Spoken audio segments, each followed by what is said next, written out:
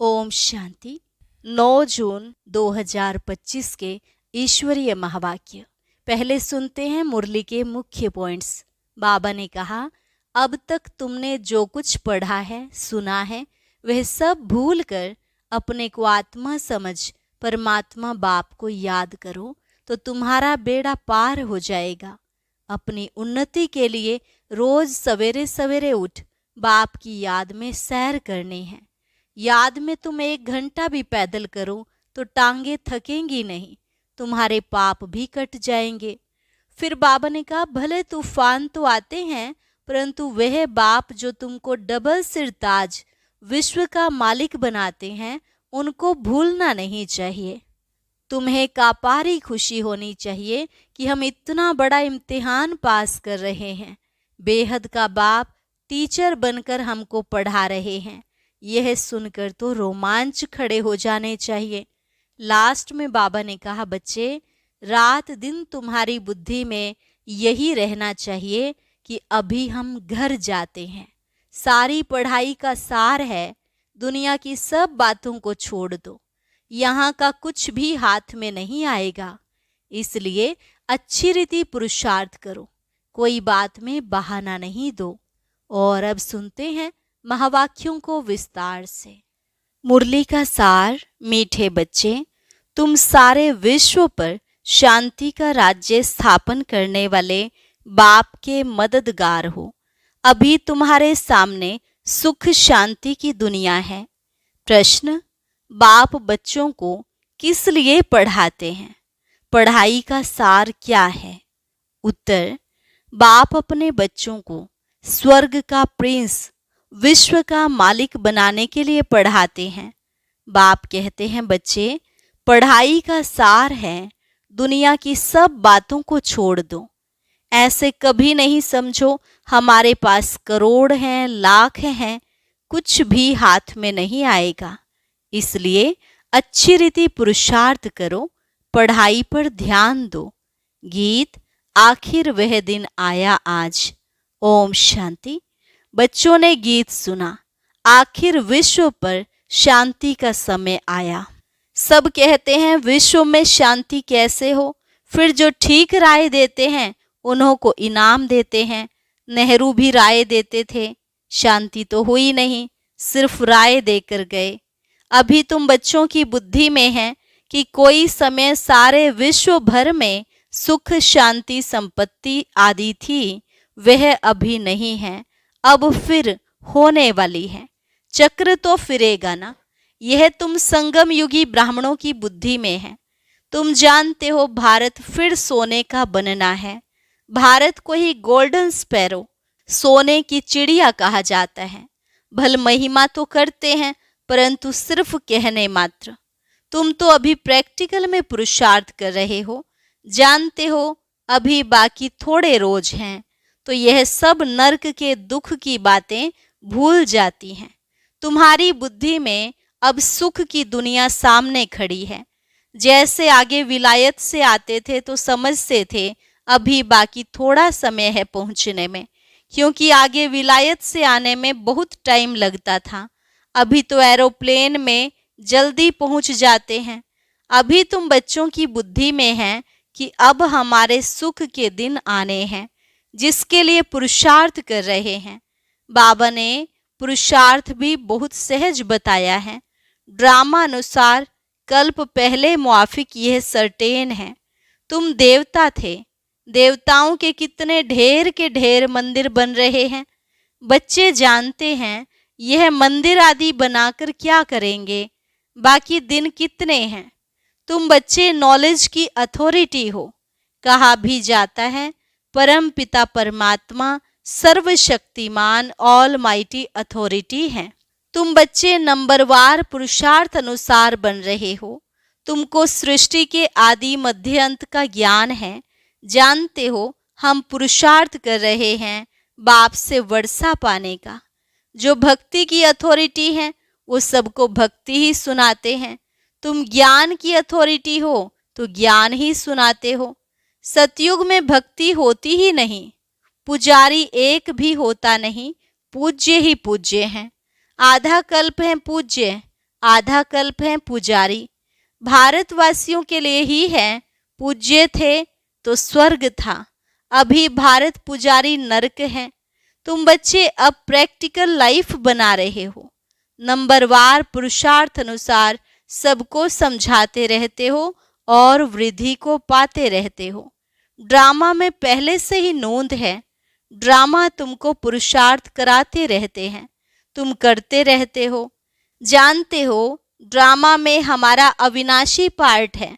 दुनिया इन बातों को क्या जाने, हमारा ही ड्रामा में पार्ट है। जो कहेगा वही समझेगा ना कि कैसे हमारा इस ड्रामा में पार्ट है। यह सृष्टि चक्र फिरता ही रहता है। यह वर्ल्ड की हिस्ट्री ज्योग्राफी तुम्हारे सिवाय और कोई को मालूम नहीं है। ऊंच ते ऊंच कौन है दुनिया में कोई नहीं जानते हैं। ऋषि मुनि आदि भी कहते थे हम नहीं जानते, नेति नेति कहते थे ना। अभी तुम बच्चे तो जानते हो वह रचता बाप है और हमको पढ़ा रहे हैं। यह भी बाबा ने बार बार समझाया है कि यहाँ जब बैठते हो तो देही अभिमानी होकर बैठो। एक बाप ही राजयोग सिखाते हैं और वर्ल्ड की हिस्ट्री ज्योग्राफी समझाते हैं। बाप कहते हैं मैं कोई थॉट रीडर नहीं हूँ, इतनी बड़ी दुनिया है, इनको क्या बैठ रीड करेंगे। बाप तो खुद कहते हैं मैं ड्रामा की नोंद अनुसार आता हूँ तुम्हें पावन बनाने। ड्रामा में मेरा जो पार्ट है वही बजाने आता हूँ, बाकी मैं कोई थॉट रीड नहीं करता हूँ। बतलाता हूँ मेरा क्या पार्ट है और तुम क्या पार्ट बजा रहे हो। तुम यह नॉलेज सीख कर दूसरों को सिखला रहे हो। मेरा पार्ट ही है पतितों को पावन बनाना। यह भी तुम बच्चे जानते हो। तुम तिथि तारीख आदि सब जानते हो, दुनिया में कोई थोड़े ही जानते हैं। तुमको बाप सिखला रहे हैं, फिर जब यह चक्र पूरा करेंगे तब फिर बाबा आएंगे। उस समय जो सीन चली वह फिर कल्प बाद चलेगी। एक सेकंड ना मिले दूसरे से, यह नाटक फिरता रहता है। तुम बच्चों को बेहद के नाटक का पता है, फिर भी तुम घड़ी घड़ी भूल जाते हो। बाबा कहते हैं तुम सिर्फ याद करो, हमारा बाबा बाबा है, वही टीचर है, गुरु है। तुम्हारी बुद्धि उस तरफ चली जानी चाहिए।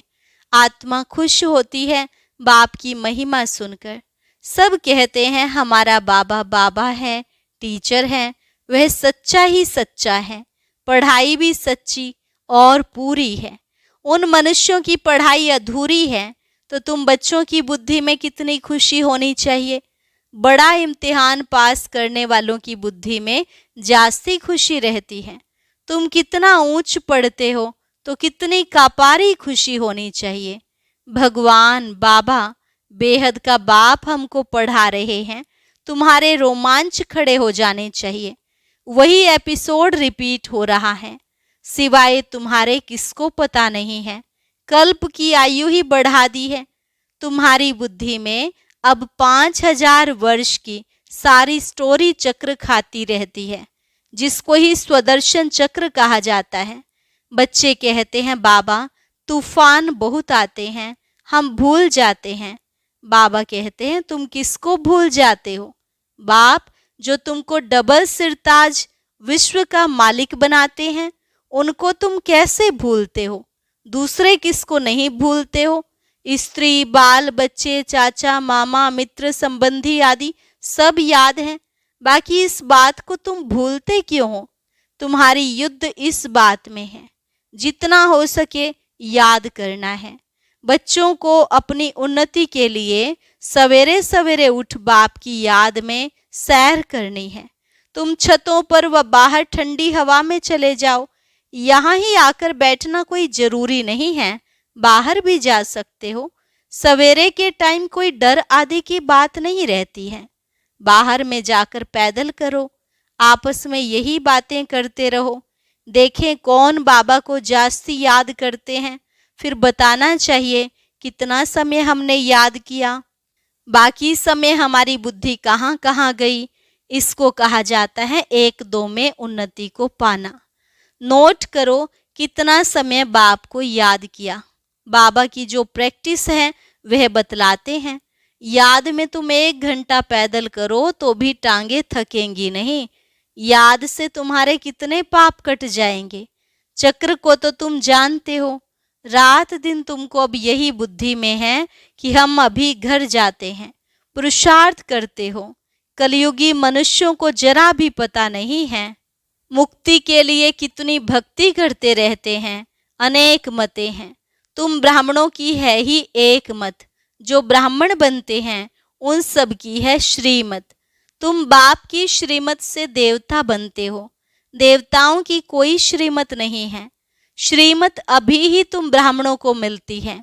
भगवान है ही निराकार जो तुमको राजयोग सिखलाते हैं, जिससे तुम अपना राज्य भाग्य ले कितना ऊंच विश्व का मालिक बनते हो। भक्ति मार्ग के वेद शास्त्र आदि कितने ढेर के ढेर हैं, परंतु काम की सिर्फ एक गीता ही है। भगवान आकर राजयोग सिखलाते हैं, उनको ही गीता कहा जाता है। अभी तुम बाप से पढ़ते हो, जिससे स्वर्ग का राज्य पाते हो। जिसने पढ़ा उसने लिया। ड्रामा में पार्ट है ना। ज्ञान सुनाने वाला ज्ञान सागर एक ही बाप है। वह ड्रामा प्लान अनुसार कलयुग के अंत, सतयुग के आदि के संगम पर ही आते हैं। कोई भी बात में मूंझो नहीं।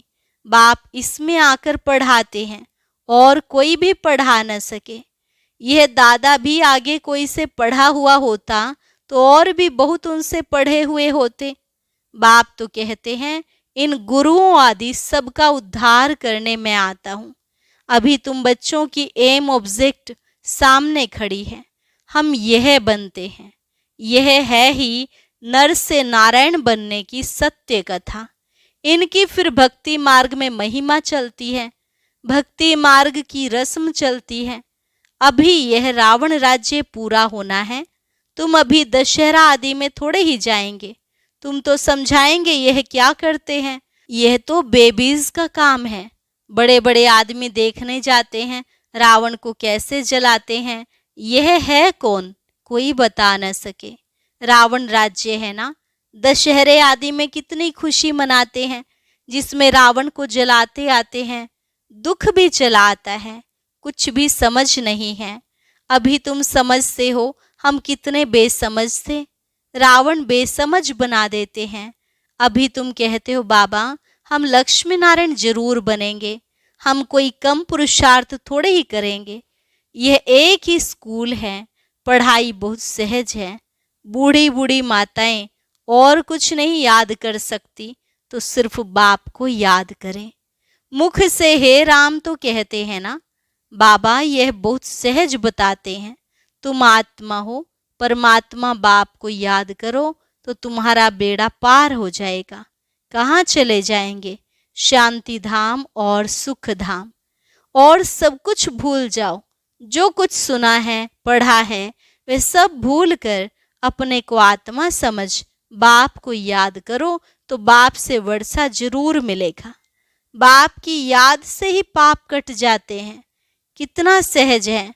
कहते भी हैं भ्रिकुटी के बीच चमकता है अजब सितारा, तो जरूर इतनी छोटी आत्मा होगी ना। डॉक्टर लोग बहुत कोशिश करते हैं आत्मा को देखने की, परंतु वह बहुत सूक्ष्म है। हठ आदि से कोई देख न सके। बाप भी ऐसे ही बिंदी है। कहते हैं जैसे तुम साधारण हो हम भी साधारण बन तुमको पढ़ाता हूँ। किसको क्या पता कि इन्हों को भगवान कैसे पढ़ाते होंगे। श्री कृष्ण पढ़ाते तो सारे अमेरिका, जापान आदि सब तरफ से आ जाएं। उनमें इतनी कशिश है। श्री कृष्ण के साथ प्यार तो सबका है ना। अभी तो तुम बच्चे जानते हो हम 100 बन रहे हैं। श्री कृष्ण है प्रिंस। उन्हें गोद में लेना चाहते हैं तो पुरुषार्थ करना पड़े। कोई बड़ी बात नहीं है। बाप अपने बच्चों को स्वर्ग का प्रिंस, विश्व का मालिक बनाने के लिए पढ़ाते हैं। बाप कहते हैं बच्चे पढ़ाई का सार है दुनिया की सब बातों को छोड़ दो। ऐसे कभी नहीं समझो कि हमारे पास करोड़ हैं, लाख हैं, कुछ भी हाथ में नहीं आएगा। इसलिए अच्छी रीति पुरुषार्थ करो। बाप के पास आते हैं तो बाप उल्हना देते हैं। 8 मास से आते हो और बाप जिनसे स्वर्ग की बादशाही मिलती है उनसे इतना समय मिले भी नहीं। कहते बाबा फलाना काम था। अरे तुम मर जाते फिर यहाँ कैसे आते? यह बहाने थोड़े ही चल सकेंगे। बाप राजयोग सिखा रहे हैं और तुम सीखते नहीं।